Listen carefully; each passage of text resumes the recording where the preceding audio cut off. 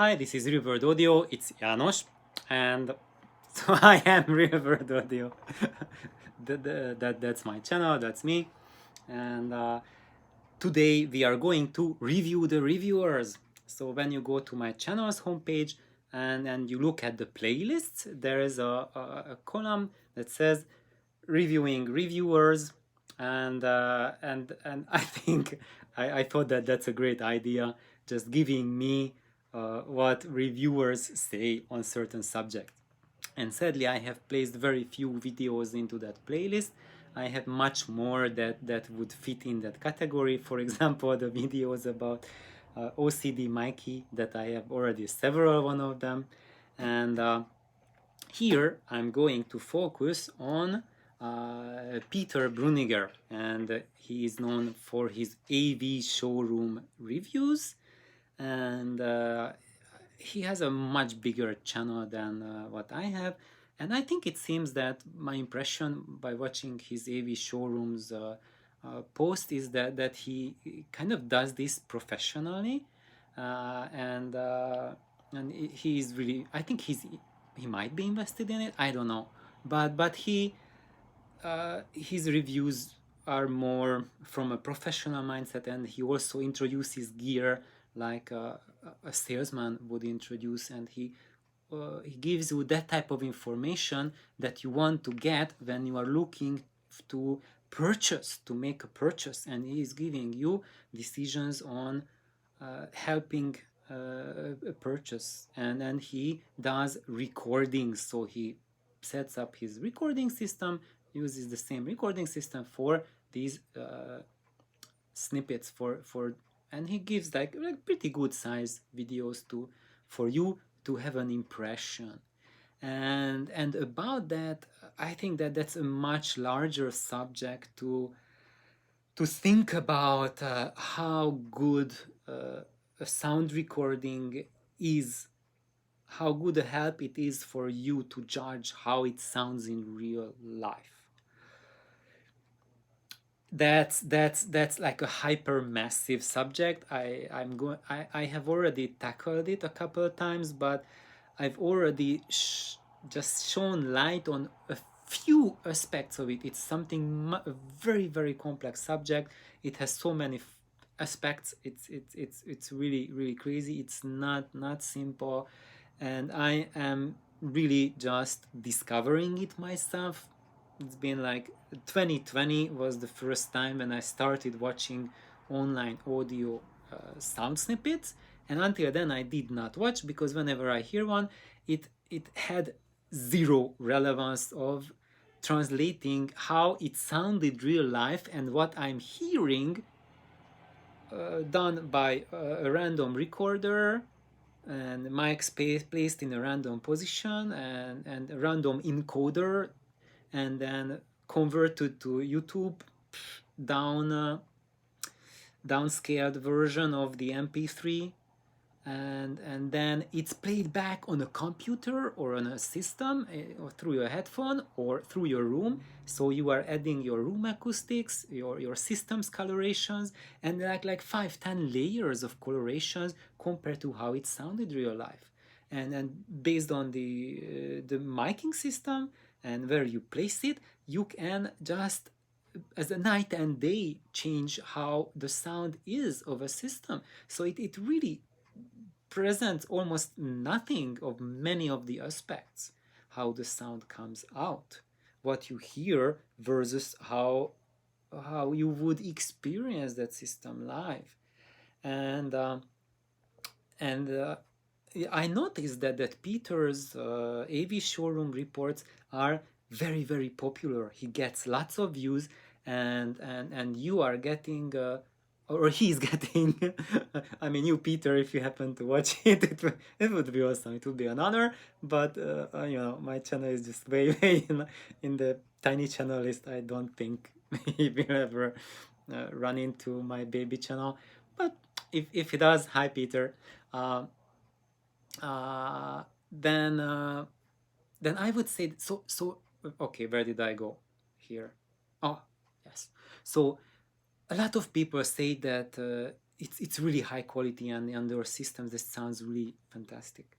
And when I listen to, for example, on a headphone and computer, and yes, it comes true that there's lots of aspects of the different systems come through, but it's not the same thing. So listening to it on your headphones or whatever, it's not the same.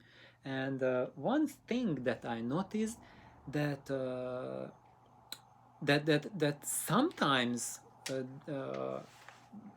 there's a reviewer like Peter, and he does his recordings, and because he uses the same system to capture it, there are some people who give the feedback that it sounds amazing on their system. They will find it that if they watch all of Peter's reviews, sound reviews, they will have a very, very positive impression. And there are others who like watch it and say, this is like really colored and really plastic sounding. What's happening? And then my answer for that is because your system speaks a different language, and the way the microphone is encoding, the way the software is encoding the sound, it's not compatible with your playback system. And for example, that's what I've been noticing, is that when I listen to it on through my headphones and computers, I many they sound like there are some colorations. So for example, now I specifically will be talking about his review on the Cube Audio speakers, the Nanofar Mini. And what I noticed here is that compared to how I hear my Cube Audio speakers, actually they are the Cube Audio FC8 drivers in the void pipes of my design, but both of them are Cube Audio and same material drivers, same person inventing the technology, and same flavor, so it should have the same house flavor.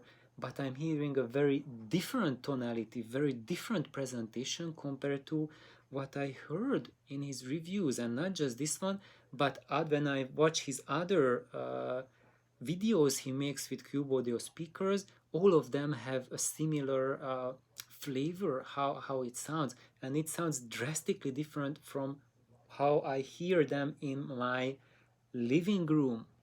And I was thinking about it, that what's going on? Is it that the Cube Audio the cabinets, they are discolored and box sounding? And there was one thing that helped me, is that in the videos he also uses the same recording system to record his own voice. And I noticed that his voice also has that sort of coloration. So how I interpret his recordings is one thing, and not just his recordings, but any other sound snippets. The most helpful thing you can have is when they introduce the music. Listen to how their voice sounds, because how any unnaturalness that you hear in their sound is going to be also reflected in the music you hear. So you need with your brains, you need to subtract it, or think about that. Okay, so if Peter's and Terry's voice sound boxy and plasticky, then that's the microphone and the software, and maybe it's not their software alone, but the interaction of their software with my playback software on my computer doing that thing. And digital is like that. So some encoders, they don't like each other, and they just fight. And so that's one thing that I think, because I never heard Cube Audio speakers, the original cabinets. Just I heard the FC8 in my cabinet, and my impression is that it's completely colorless. So there's no plasticky feel to it. There's no colorations in certain bands of the frequency. And certainly there's zero box sound, so there's no indication that it's coming from a box or anything, or from an enclosed cabinet. There's zero attribution to that. And from this video, that's what I'm getting, that there might be like a strong box sound to it, there might be a strong coloration to it, but when you listen to what Peter and Terry say about that, they say the exact opposite. They say that they have not heard coloration. It sounds extremely natural. It's the most natural speaker they ever heard, and it's both Peter and Terry.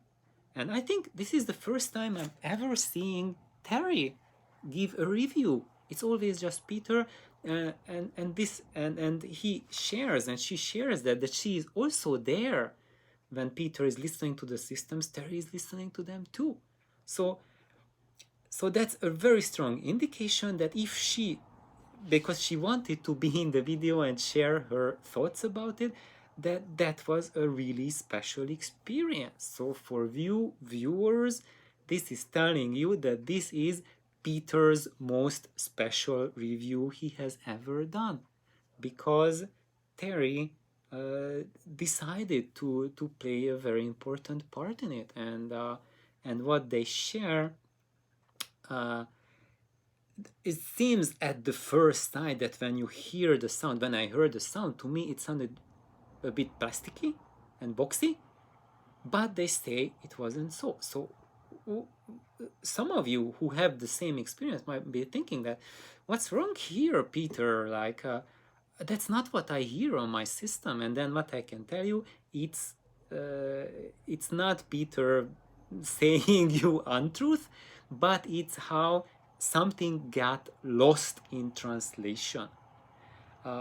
Because what they say is the exact same. I could use the exact same words as Terry did to describe the Cube Audio sound.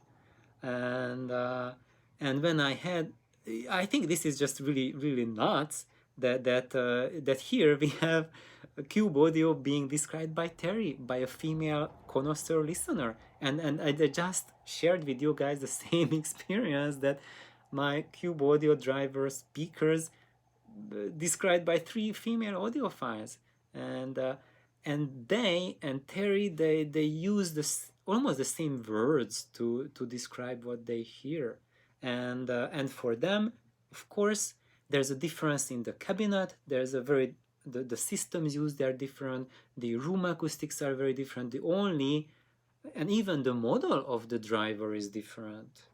So the Nanophar Mini does not use the FC8, but they the same company, same material, same philosophy, and apparently the same effect on people, and the same sound philosophy. And really, why I am doing this video is because many of you have asked about the Cube Audio sound. Is it really worth the money? How is it? It's a single driver speaker, but does it really have a frequency extension? Is it really colorless? Because that's what people generally say about single drivers, that they have problems with frequency extension, and I have problems with upper mid-range colorations. And what they tell you, and what now I am also telling, is that they do not have these issues.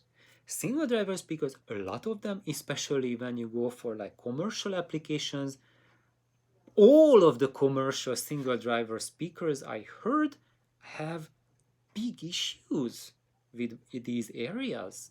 I wouldn't buy any of them, and I did not buy any of them, but I built mine, and I have friends who heard like commercial single drivers, and they heard mine, and before the Cube Audio driver, this was like 10-20 years ago, and they said like, oh no, János, your void pipes are a world apart from what you can get in commercial production.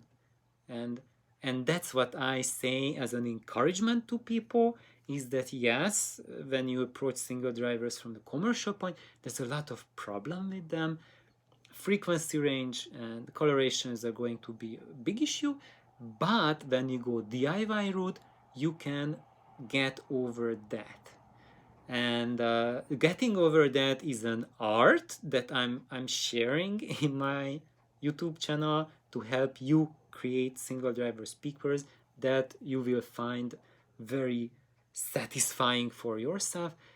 And yet, what I want to share about is that the Cube audio drivers, they are a completely separate and special category within single driver speakers. I've tried like a bunch of them.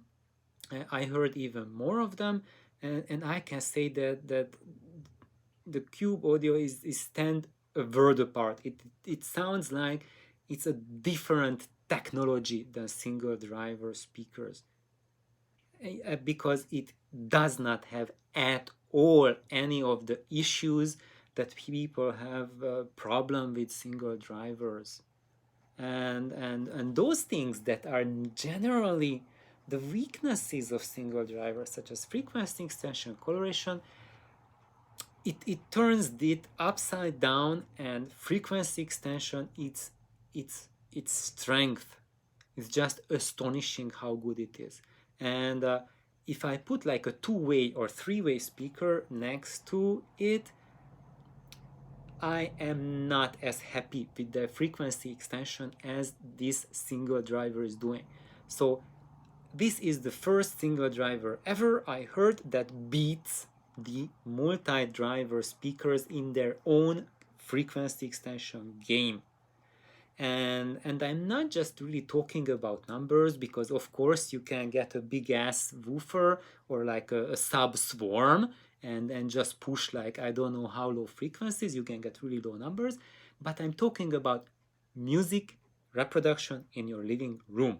So for example, you want a double bass, and you want the tonality of it, how it sounds in real life. It is going to be able to deliver that to you. Try adding subs. It might sound really impressive, like, loads of bass, it extends, but does it sound like a double bass? No. Maybe if for you it does, and it's awesome, and just be happy with it. But I was never, I always found it just supremely lacking. For reasons why I'm not going to go there now. That's subject for a very separate video.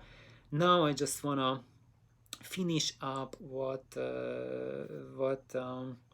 Peter and Terry think about it, and maybe let's just listen a little bit. And it's how can I describe it except for mesmerizing, effervescent, super detailed.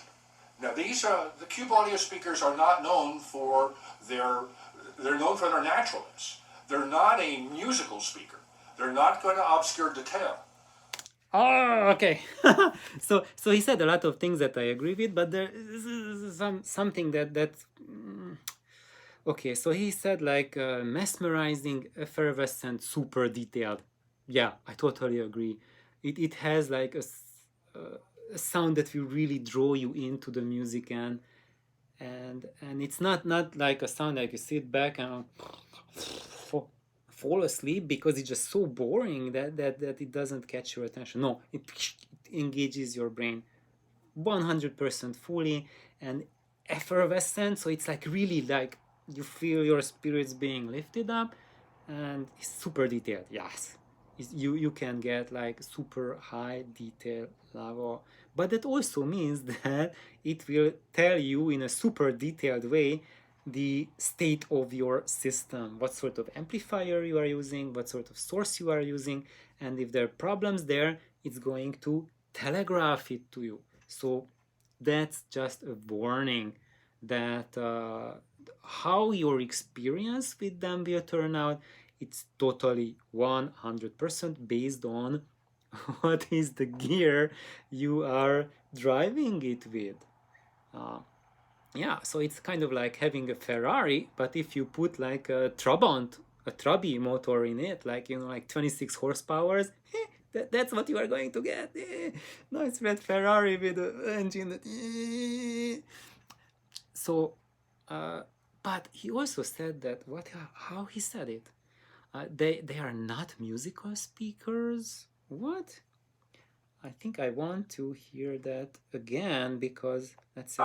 Except for mesmerizing, effervescent, super detailed. Now these are the Cube Audio speakers are not known for their they're known for their naturalness. Okay, so he said they are known for their naturalness, and I can second that. They sound really, really natural, and it doesn't sound mechanical. So it lets you be in that mind space that you can, oh, there's like a lute playing, and now you can imagine the lute and think about the lute. And versus unnaturalness is when you hear the same lute, but you think about the gear, and you think about, wow, what is producing this sound? Oh, no.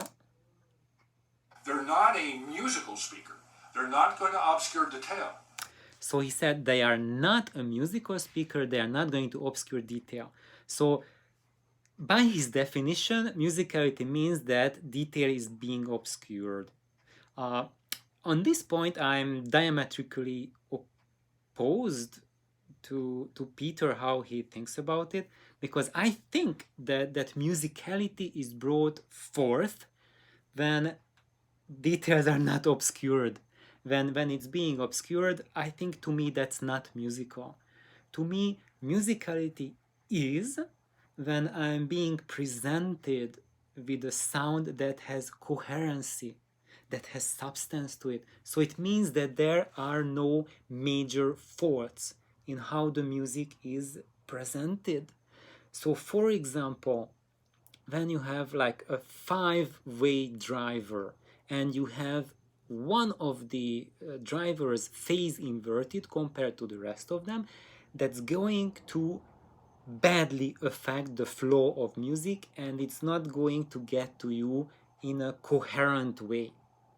Yeah, you might get a frequency response that when you measure with a microphone, measuring mic, it might be flat, everything might be there, but a band of the music is out of phase. It's and you hear that something is really off. What's happening here? Or another thing, if you have like multi drivers and your woofer is made from a very different material than, let's say, your tweeter, and then when they resonate, the harmonic resonances, their distortions, their driver colorations that they're introducing to the sound will be of totally different spectra, and that will create a dissonance of the sound that even if they are really, really low levels, so the brochure says that the distortion of the woofer at 100 watts input power is less than 1% THD, but still even much lower levels than that, if they are dissonant between the drivers, your ears will pick that up, that something is screwed up, because that's not how natural instruments behave. So when you hear a piano note, or when you hear a singer sing a note, then their bass registers have the same harmonic effects, the same distortions, same colorations building upon them as the higher register notes. And when it's different, that's an indication for your brain that the spatiality, the room acoustics, is different between those registers. The point of origination, where the instrument sound originates, is different. It will tell you that it might be like a different instrument family. Or it might tell you that this was not a live person, but maybe a synthesized version of a person or a piano. It's a thin keyboard and not a Bösendorfer. And these are those cues that obscure musicality and take musicality away. And when you don't have these, to me, that's what makes sound musical. And the Cube audio driver, that has this quality that it does not inject a shitload of these issues that multi-driver speakers inject to the sound, and that's why it sounds musical and natural, because there are no artificial colorations added. And yeah, so I think that's it. And I don't want to go through the rest of the video, and because I am already at 25 minutes. I will have problem uploading this video, I know. And let's see, how can I'm trying to go to my blog here, because I put on lots of things about it, but I think it has to be a next video, because I'm already at 25 minutes. So I will continue this video, and I don't know Terry, I don't know Peter, I never contacted them, but thank you for doing this excellent video. And for those viewers of mine who viewed this, I can say that I give them a big thumbs up for this video. I really want to see Terry more in future videos. And please like and subscribe if you have not. Bye bye.